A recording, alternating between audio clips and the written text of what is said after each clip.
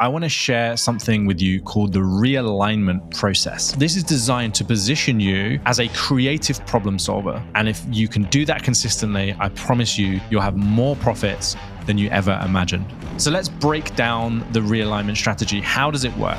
Our clients, if we don't have these kind of realignment calls with them on a consistent basis, our relationship becomes misaligned. Whoever controls the frame of the conversation is usually the person that's actually leading that conversation, the one that can deliver the value.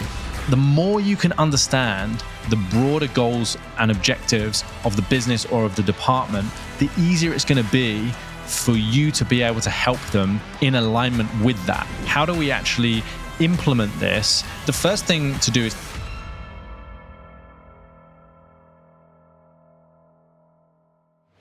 what would it be like if you could grow your creative business without constantly having to find new clients?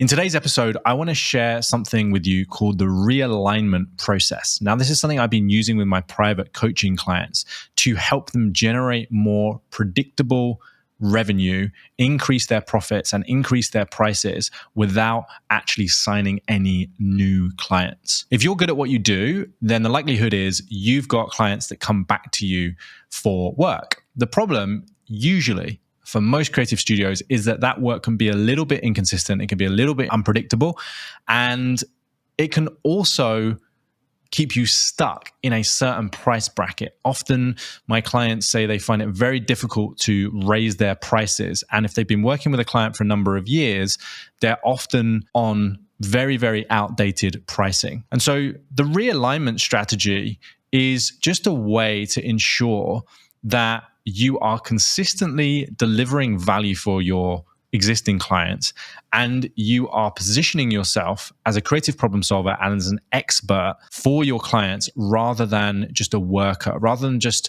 somebody they come to because they need a new brochure designing or they need help tweaking the brand that you created for them.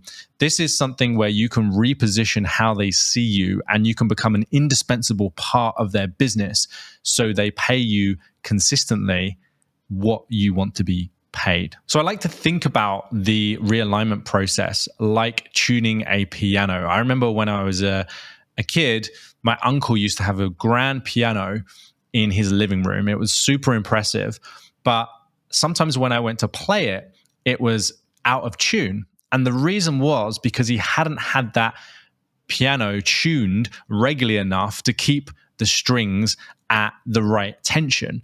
And that's a little bit like our clients. If we don't have these kind of realignment calls with them on a consistent basis, our relationship gets a little bit out of tune. It becomes misaligned. And I find that most creatives don't communicate with their clients regularly enough. And if they do, it's often via email and it's about specific projects. And so this process is a way that you can broaden up the conversation. You can ensure you're actually working towards client goals, and you can also uncover hidden opportunities that both you and them might not know exist. So let's break down the realignment strategy. How does it work? The first thing is we want to pitch it to our clients. And in an ideal world, we want to pitch that in the initial conversation. So when you sign up a client, part of the process that you go through is, hey, we have this realignment call once a month or once every quarter. So they know that it's actually going to happen. That's the kind of ideal way. But if you haven't done that, which maybe you haven't because you haven't heard about this concept or this strategy before, then the best way to do it is to pitch to them. I've actually got a document with some suggested scripts and frameworks and structures that I will link to below. So if you're listening to this episode on Spotify or Apple, it will be in the show notes. If you're watching it on YouTube, it will be in the description below. There's no email gate. You can literally just grab a copy of it.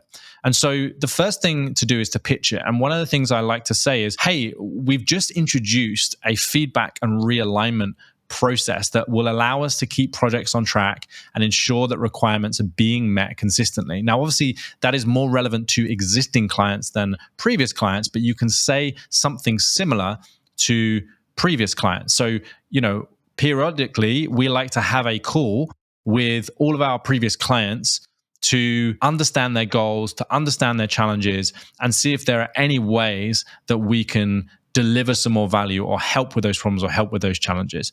And so it's about getting key stakeholders on a call to understand what their goals are, what their challenges are, how they feel work went in the past. And this is also a great opportunity if you've missed that opportunity to get a testimonial or to create a case study. Sometimes I ask clients, well, why did they hire you in the first place? And they don't really know the answer to that. So that's also a good opportunity to do that. So we want to frame the call as this is a process to help us be aligned with your goals so that we can continually bring value. We can continually come up with new ideas about how you can reach those goals, how you can overcome some of these challenges. And the more you can do this with people in your network, with your existing clients, with your previous clients, the more opportunities you have to deliver that value and solve those problems. So I want to talk a little bit now about the call structure. Like, how do we actually implement this in a way that feels natural and doesn't feel salesy or pushy? And so the first part of any call, whenever I'm coaching a creative studio, I always talk about the importance of the pre-frame.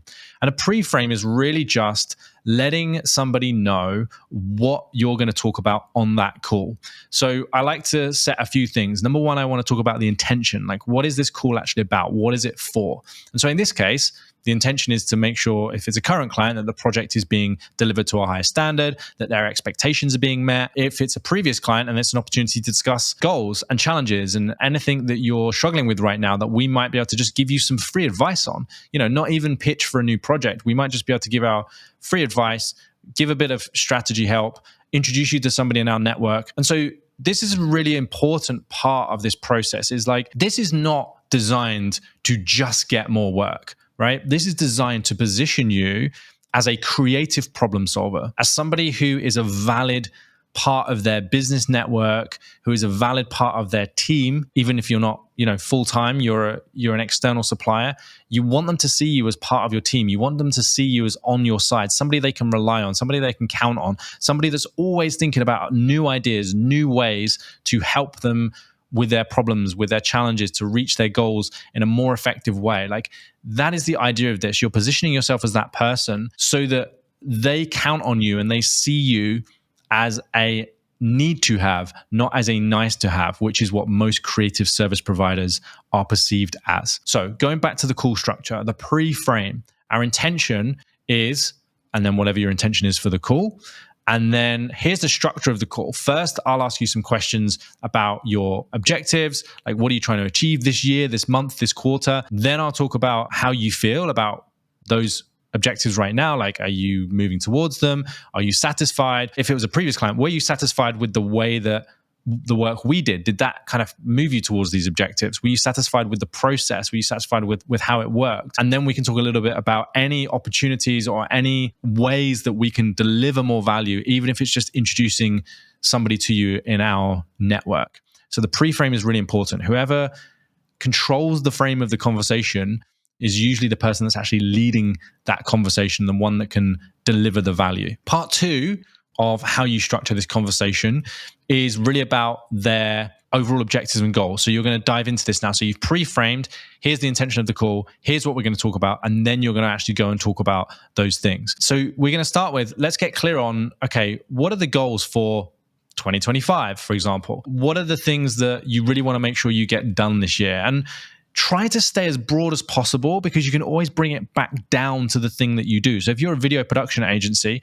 start broad on their goals and then look at, okay, how does video and storytelling and narrative fit into this? And it might be you start with marketing rather than general business goals, but in general, what are your wider goals? And this is a mistake that I see a lot of creative studios making, is that they only talk about goals and challenges through the lens of a particular service. Like, what are your goals in relation to video production?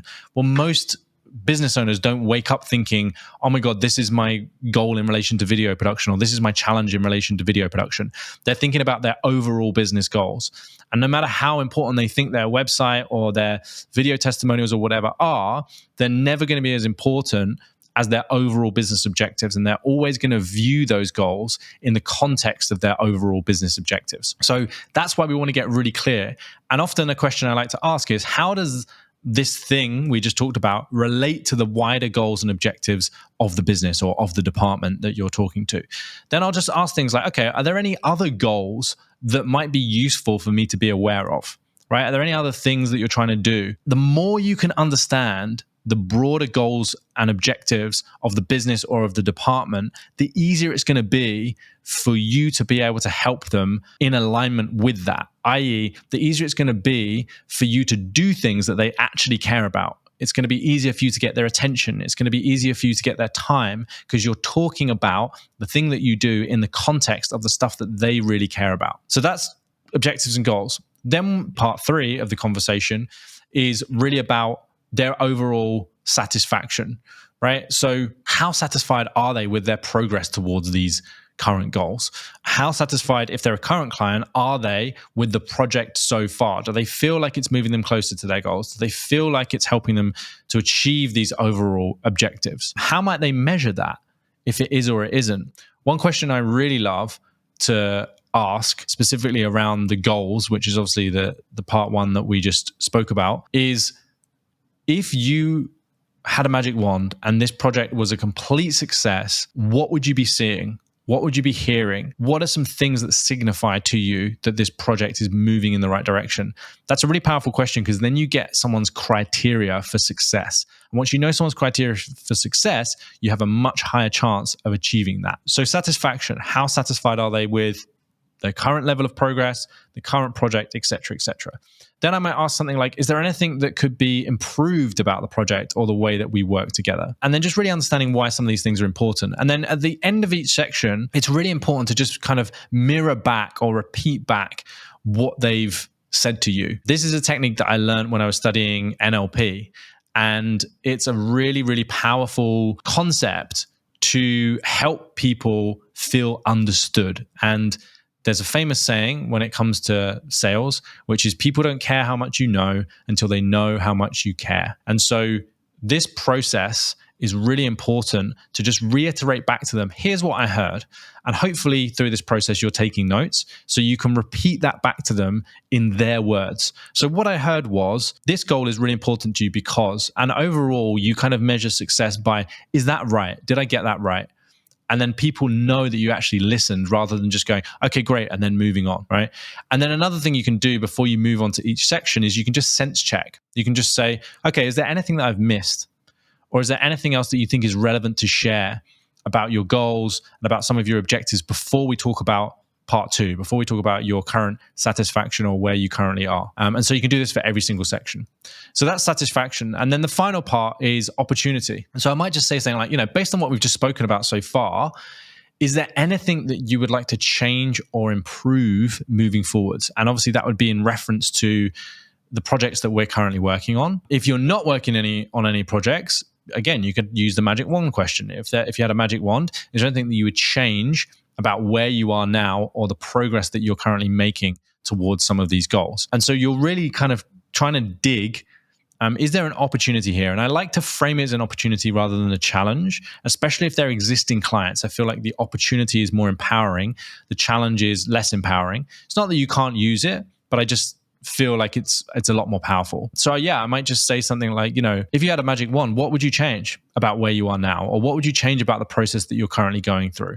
Or if you had a magic wand, how would you reach these goals? What would the ideal look like? And then finally, I'll ask them, would it be okay if I came back with some suggestions about how we might be able to improve this process or move you closer towards your goals more effectively? And so getting permission to do that is really important. If they say, yeah, sure, great. Then the week after you can say, hey, Tom, it was great chatting, good realignment call last week. I've got some ideas based on the goals you shared about X, Y, and Z. Would it be okay if we just jumped on a quick call to run through them, right? And so I really encourage you to give a lot of these ideas away for free and then ask if they want some help with the implementation. That's the best way to do it. This idea of kind of coming back with just a pure sales pitch, hey, we can do X, Y, and Z, this is how much it's going to cost, is not going to feel quite as aligned, right? It's not going to feel quite as like this person is just here to help me. It's going to feel a little bit like, oh, they just did that to pitch something. So My personal preference is go back and say, here's what I think you could do, and give all of your best thinking away for free. And a lot of the times people will just ask you, okay, cool. Like, can you help with this stuff? Is this something you guys can actually do for us? And that is much more of a natural conversation. If it doesn't come to that and they just go, thank you, this was amazing, you can just say, I'm curious, is this something that you would be interested in getting some help implementing? Right? Is this something that you would like, just to let you know, this is some of the stuff that we can do. Is that something that you'd be interested in discussing what that looks like? And so it's like you're giving your best ideas away for free. If they wanted to use somebody else, they really could. And that is the important part of this strategy, is that you're not just doing this to pitch for more work. You are doing this to position yourself as a creative problem solver.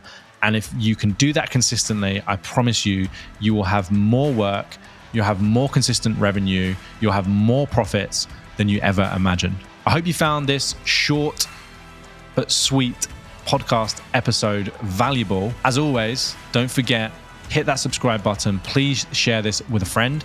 My name is Matt Essam, and you have been listening to the Creative Courage Podcast.